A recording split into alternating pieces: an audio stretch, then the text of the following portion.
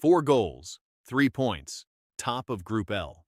On paper, England's World Cup 2026 is off to the perfect start. But here is what most people celebrating last night's result are choosing to ignore. Croatia, a fading team with a 40-year-old midfielder playing through a fractured cheekbone, equalized not once but twice against Thomas Tuchel's men. And they did it with their first 2 shots on target.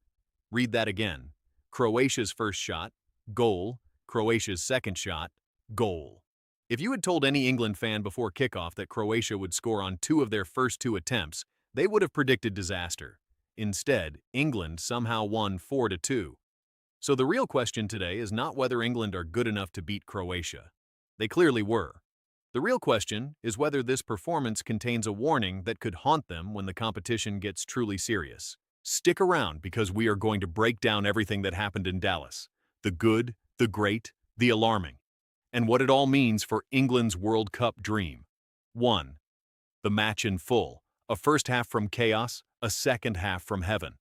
From the very first whistle inside AT&T Stadium in Dallas, it was clear this was not going to be a calm, controlled Thomas Tuchel masterclass. England came out aggressive, pressing high, looking to stamp their authority on a Croatian side that had the audacity to show up with a veteran squad and a point to prove. The breakthrough came in the 12th minute when a Luka Modric challenge on Noni Madueke was judged to be a foul inside the box. Penalty. Harry Kane stepped up and struck it well, but Dominik Livakovic got down and saved it. Here is where it got interesting. Livakovic was found to have come off his line too early, and the referee ordered a retake. Kane walked back up calmly, placed the ball on the spot, and buried it with the kind of composure that separates world-class strikers from everyone else. England 1, Croatia 0.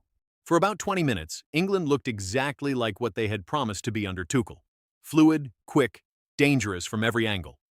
Then, in the 36th minute, Croatia reminded everyone why they have been one of the most dangerous football nations on earth for nearly 3 decades. A slipped pass found Petar Sucic in England's area, his instinctive turn sent bodies flying in different directions, and he teed up Martin Baturina approaching the penalty area. Baturina struck a ferocious drive that flew past Jordan Pickford, who got a hand to it but could not keep it out. 1-1. England responded with purpose. In the 42nd minute, Declan Rice swung in a perfectly weighted corner delivery, and Harry Kane rose to meet it with an expert header that gave Livakovic no chance whatsoever.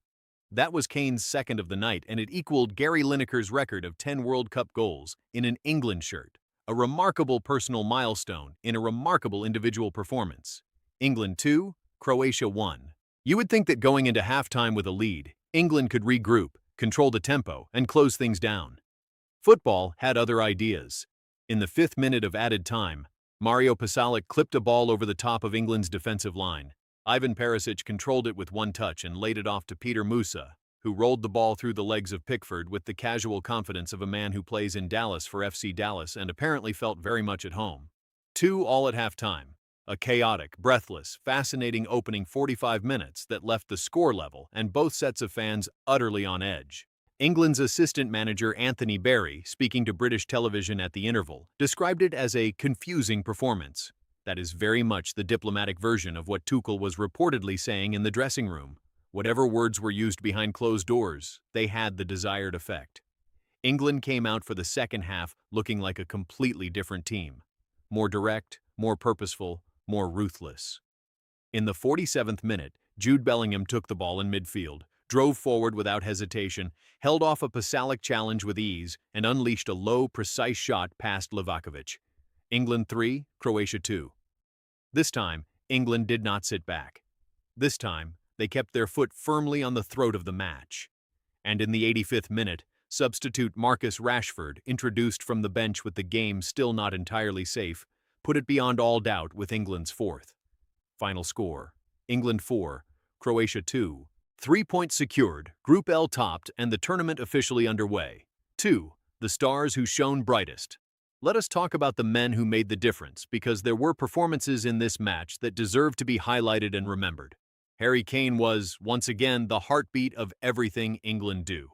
2 goals, total composure in the most pressure-filled moments, and a leadership presence that radiates through the entire team. Equaling Gary Lineker's England World Cup scoring record in the very first game of the tournament tells you everything you need to know about this man's relationship with the biggest stages.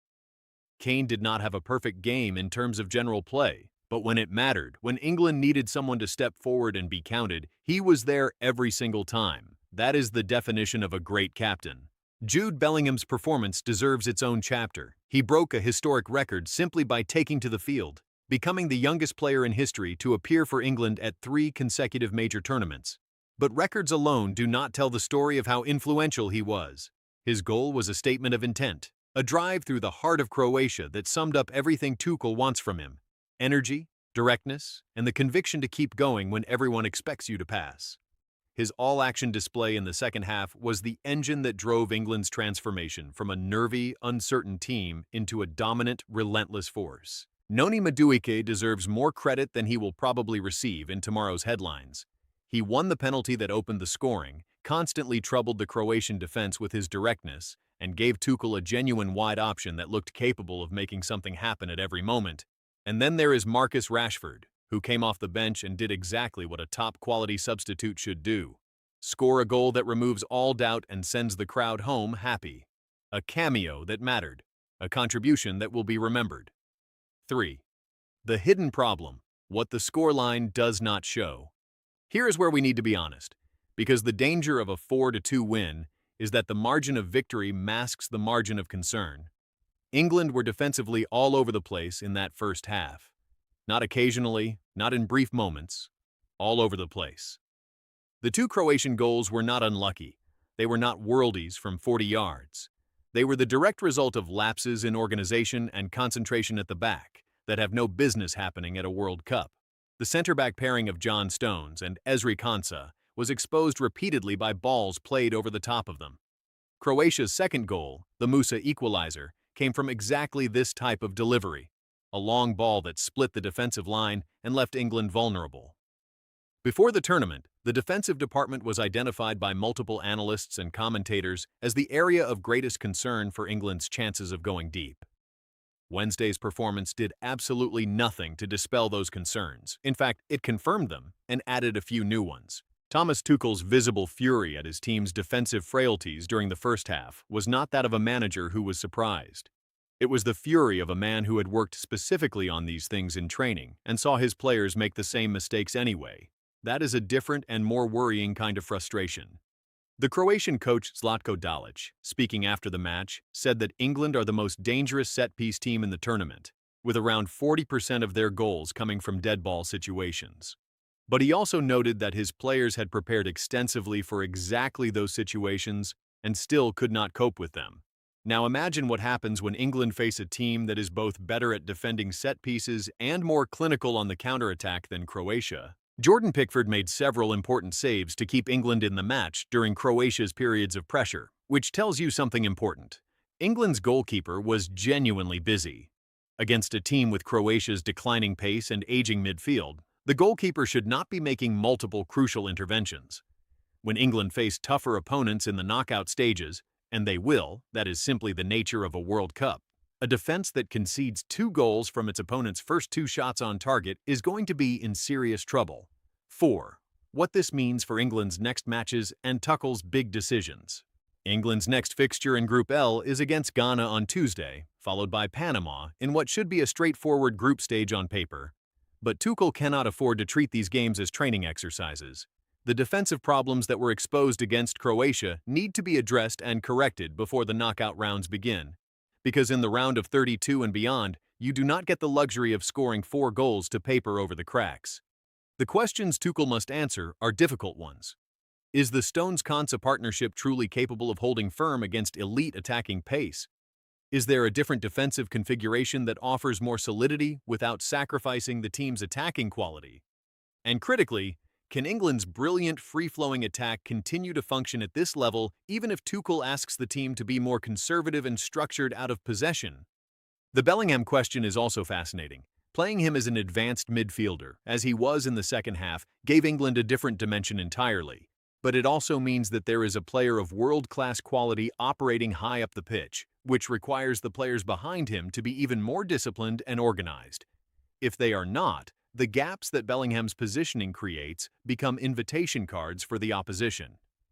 And then there is the Rashford situation. He came off the bench and delivered immediately. Does that earn him a starting position? Does Tuchel restructure his attacking lineup to get both Rashford and Gordon into the team from the beginning? These are the decisions that will define England's tournament as much as any individual performance. One thing is beyond doubt. England have the attacking quality to beat anyone at this World Cup. Kane is in magnificent form.